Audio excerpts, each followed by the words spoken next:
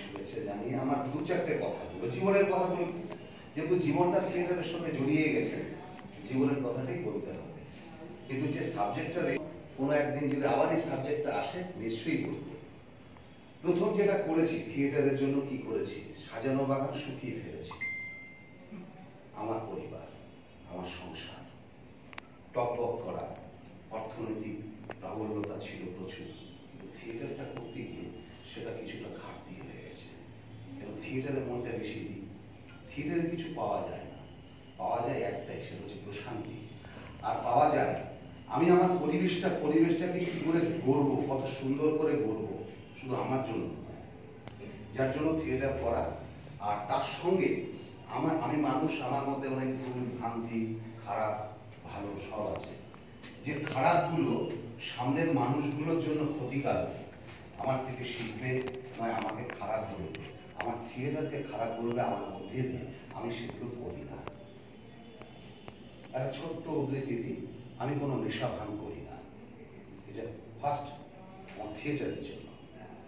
যেন বলে যে থিয়েটার করতে, আমি যারা নেশা ভান করেন তাদেরকে ছোট করার জন্য বলছি না, এটা আমার ভাবনা। দ্বিতীয়ত, এই লকডাউনের সময় আমরা একটা দোকান খুলেছিলাম এবং আমার প্লাস্টিক দিয়ে তো আমরা মঞ্চে দাঁড়িয়ে অনেক কথা বলি। প্লাস্টিক যদি কাপ রাখতাম, দুটো পয়সা আমার লাভ হতো না, পাহাড়, তাতে আমার ব্যবসাটা চৌপাট হয়ে যাবে, লস করেছি আমি, তাতেও আছি।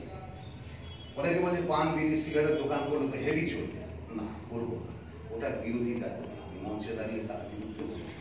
তাহলে আমি যে থিয়েটার কর্মী, এই সত্যতা সমাজে প্রমাণ যদি না করতে পারি, নতুন জেনারেশন বা তার বাবা মা আমার কাছে পাঠাবে না। আজকে দাঁড়িয়ে কেউ হয়তো তার বাচ্চাকে এসেছিল নাটক শেখানোর জন্য, এরকম অনেক পরিবার আছে, তারা বাবা মা কাকা মামা মামি, তারা আজকে থিয়েটার করে তার বাচ্চাকে কেন্দ্র করে। তো এইটুকু জায়গা আমার সাকসেস। আর বলি, আমি 2006 সালে দলটাকে তৈরি করেছিলাম, তার আগ মুহূর্তে আমি অনেক সিরিয়াল করতাম, 11খানা মেগা সিরিয়াল একটা টাইম করতাম, রেগুলার টিভিতে 4খানা করে, বিকেল 5টা বাজে জয়া, শেষ হওয়ার সঙ্গে সঙ্গে কৃষ্ণ বলি, তারই বলি, তারপরে কখনো মেঘ কখনো বৃষ্টি, সোনার হরিণ দিয়ে শেষ করে। আমি যখন দল করলাম, দলকে এমন ভালোবাসা শুরু করলাম, ওদের সঙ্গে ডেট নিয়ে ক্র্যাশ হওয়া শুরু করলাম, আমি পরিত্যাগ করে দিলাম। আমার থিয়েটারকে ভালোবাসতে হবে, থিয়েটার করতে, এটা আমি সুখ পাই। আজকে কিন্তু আমি সিরিয়াল করি, আমার 14টা ফিল্ম আছে মার্কেটে, করি না। আমার থিয়েটারকে ডিস্টার্ব করে এরকম কোনো অর্থনৈতিক কাজ আমি করবো না। সে কারণে কি হচ্ছে, আমার ফ্যামিলিটা একটু ডান হচ্ছে, গ্ল্যামার ছিল, অনেক ফিতে কাটতে যেতাম, ভালো টাকা পেতাম, থিয়েটারটা তো সেটা পাই না। সরকার কবে 10,000 টাকা দেবে, 15,000 টাকা দেবে, সেই প্রতীক্ষায় বসে আছে। আর কোনো রকম একটু কাজকর্ম করি, তা দিয়ে থিয়েটারটা চলে। এবং আমার কাছে আরো বড় নিদর্শন, মানে ভগবান বলতে পারি ওই সময়, ঠিক এইরকম থিয়েটারের জন্য সবকিছু করতে পারে। তাই এরকম মানুষগুলো আমার জীবনে আছে বলে আমিও শিখে আমিও সেরকম হওয়ার চেষ্টা করছি।